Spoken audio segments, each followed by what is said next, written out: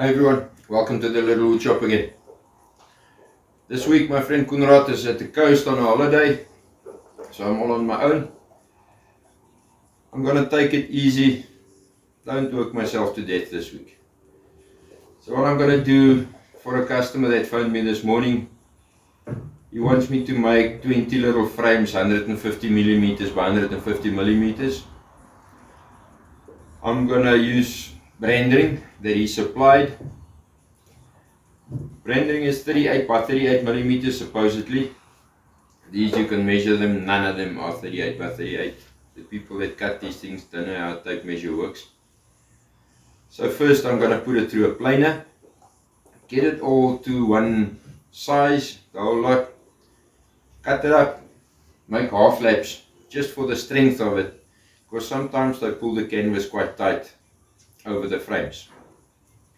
Easy frames, no varnishing, no finishing, it's really just cut to size, put together. So then I also have 3 little Mother's Day gifts I'm making for colleagues at work. I just took some Oregon pine, glued it together to make page size, A4 size blocks, which I'm gonna laser on just some Mother's Day paraphernalia.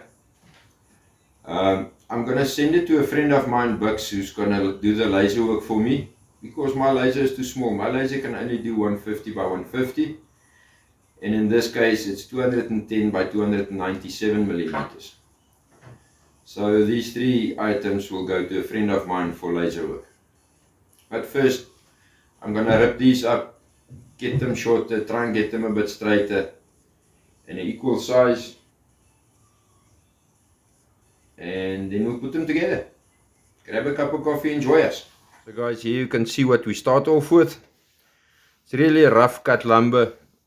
SA pine, when not dried properly, tends to do whatever it wants. So what I usually do, I cut them in shorter lengths. In this case I'm just going to cut them in half, just to get rid of the worst of the skewness. There's pieces that I will cut out definitely, like this, we will get rid of. That will go to the bin pile.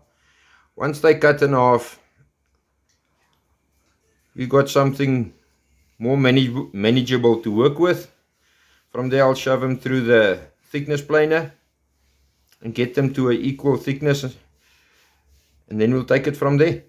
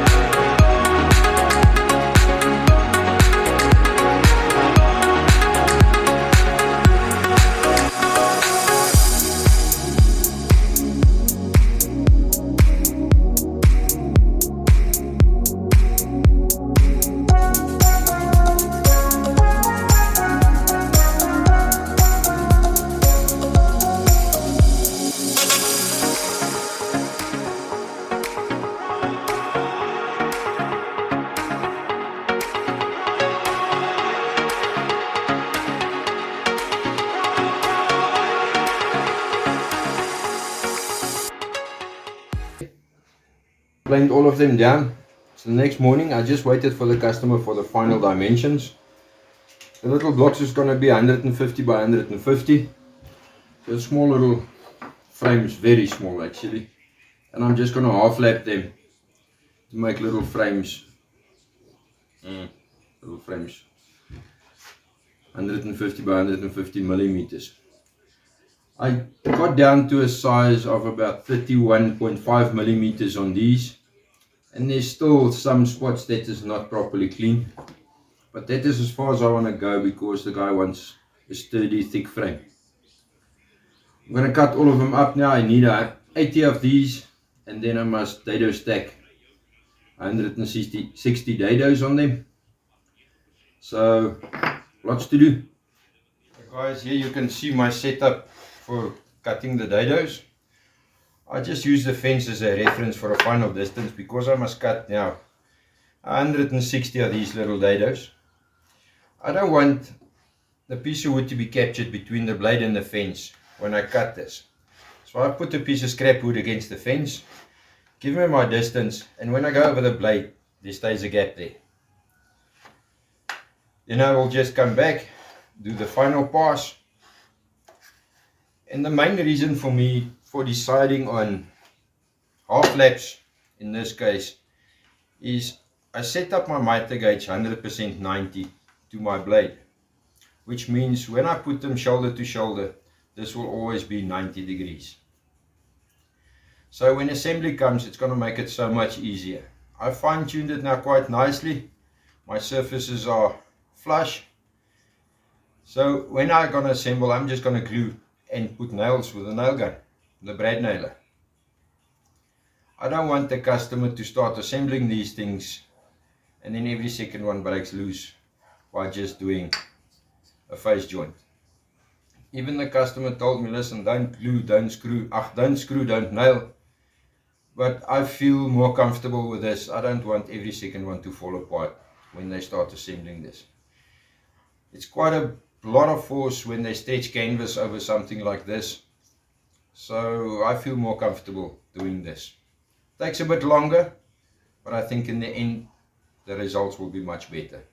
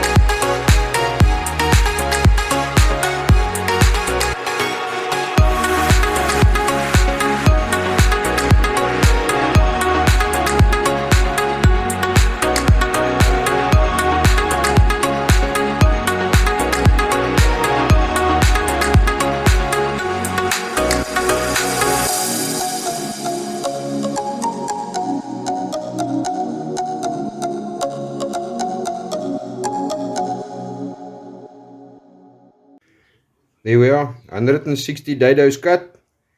Now I'm just going to quickly assemble them and then a final sand to size. Another job done.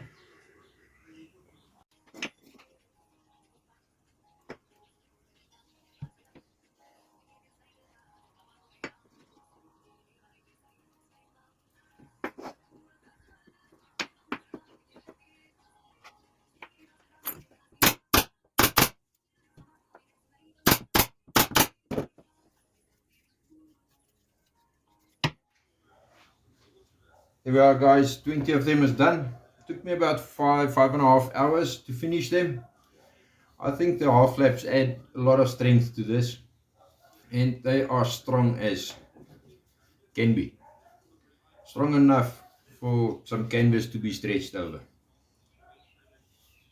I'll deliver them on Monday. So guys, the next quick project, the lady phoned me while I was busy with the little frames that we just built. She wants a gift for a friend down in Port Elizabeth in PE. They call it a men's organizer charging station. I'll show you when it's done what it is. So I just took a piece of key art, planed it down to 16 millimeters quickly. I'm going to chop it up and show you what we do. So guys, please bear with me. I don't know how to explain this. Basically what this is going to be, it's going to take a bunch of keys, a cell phone, a pen and a watch. The watch resembled by my tape measure. What's going to happen, everything here must fit on it. And then I'm going to cut a slot in here. There's going to be a thinner part of this.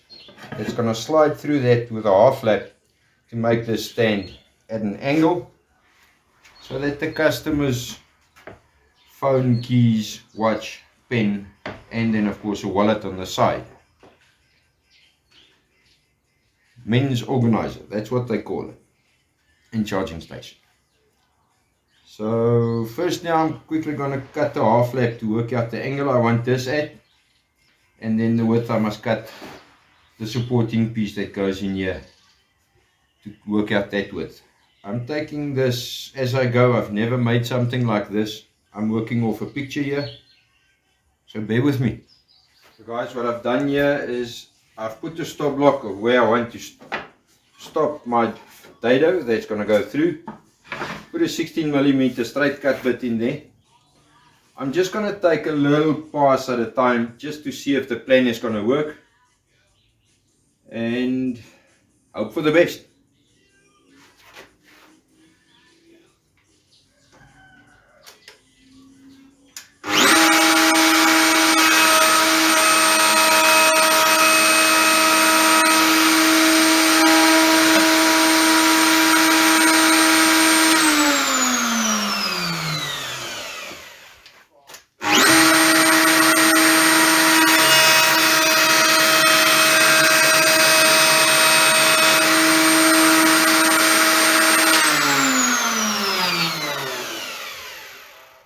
Not too bad. So guys, don't laugh. The way I decide on the angle of the top, just by putting it like that, looks good. And then I'm just going to mark it, cut it off there, see if it works. Guys, after rounding over the corners, cut out the hole there. This is what we end up with. So far, now I can give you an idea of what this is supposed to be. These two slide into each other. Do that. Guy is going to hang his keys. Now when we come home at night, we throw everything on the dining room table. The phone is going to stand there. Here I'm going to put his logo. I'm going to cut a hole out of here, a square hole or rectangular hole for his wallet to stand in. And then of course I'm going to drill a hole at an angle just for his pen to stand. I think it came out quite nicely. So that's the idea of a men's organizer or charging station. Morning guys. So I decided the wallet hole I'm going to cut with a scroll saw. Scroll saw is one of those tools that you unpack not too often, but it's a handy tool to have. Especially for a captured hole like this. You can do it with a jigsaw if you have a proper jigsaw. My jigsaw just doesn't cut a proper hole. So I'm going to drill a hole and then cut it with a scroll saw, and then you just have some sanding to do on the inside.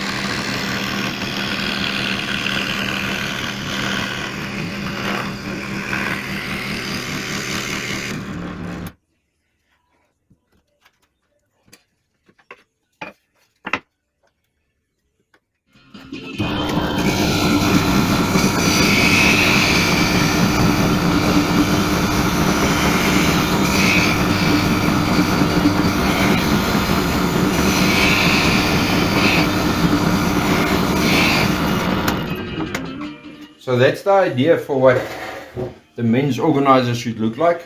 When you come home in the evening, you empty your pockets, there's a spot for your phone. I must still make the hole for the charger that goes through into the back. There's a spot for your watch, your wallet, and then of course your glasses. And then the car keys must also hang somewhere. Everything together. I left this space open because I'm going to put the customer's name on there with a laser. And I'm considering just lasering some small logos, a key, a cell phone on the back there, a glasses, sunglasses, a watch, just to give it some more character. And then I'm also considering putting a pen somewhere here, just in case he's got a pen that he loves and likes. So it keeps everything together. Tomorrow morning when you wake up, you know where all your stuff is. You don't have to run around and search for your stuff. Guys, that's the main organizer done. Gave it 2 coats of a polyurethane varnish. Nice, just a chamfer. I don't like roundovers very much. And then of course I just made a little nameplate with the customer's name on. I think it came out quite nicely. And another project done. End of another week, guys. The tools that we used this week to create these jobs, I would say let's start with the frames. 150 by 150 SA pine frames that a customer is just going to use to wrap with canvas or to pull canvases over. Definitely the tool that stood out in this case was the dado stack again. Miter saw, definitely the miter saw did so many cuts I didn't count. But the dado stack definitely in this case unmissable. You can do it with a bandsaw, you can do it with a table saw, you can do it with a jigsaw. But the dado stack just made a 2-hour job 15 minutes. Just much easier, takes a bit longer to set up, but once it's set up the job is done fast.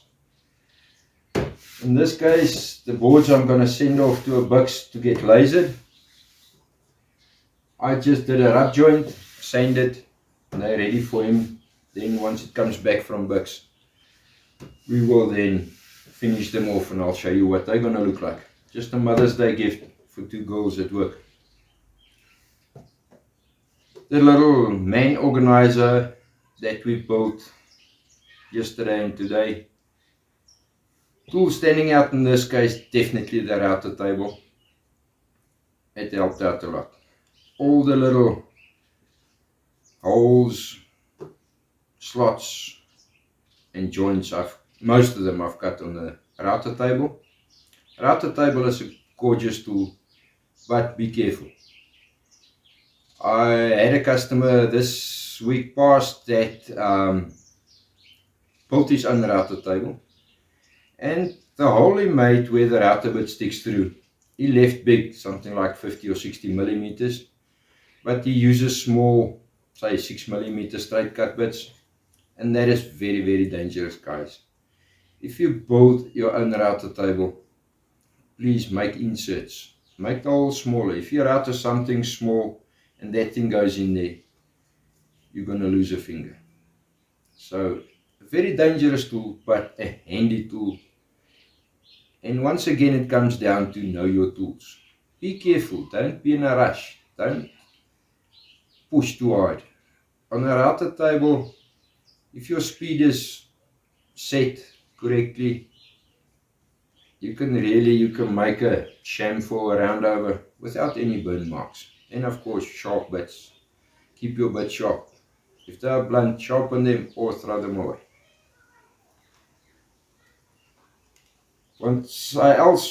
Something else I used in this case was the polyurethane varnish, the rattle can polyurethane. Worked a charm. And then of course another thing we used, a tool that's overlooked many times, is the scroll saw where we cut the hole for the wallet. It's not a tool you use often, but it's handy to have. Very accurate cuts, very thin curve. Very, very handy tool to have. So if you get one somewhere, you see one in a second hand or a bargain, get it. You're going to use it, I promise you. Another thing that happened this week that made my week much easier, my 3D printer is working again. Thanks to my friend Dolph. Thank you, Dolph. This man I replaced the motherboard on it, the main board. And someone went for an upgraded motherboard with a soft stepper motors or stepper drivers. And it makes a huge difference. My 3D printer works again, and we will definitely be playing with that in the next week or two. So hopefully, I'm not sure when Kunrad is coming back from the coast from his holiday. Then there's quite a few projects lined up now that we must finish again. On Tuesday is a holiday, so on Tuesday I would like to finish the little case or box that I built to go under the bandsaw. I'll show you that and we'll finish that. And then maybe do a few shop upgrades. Enjoy your week.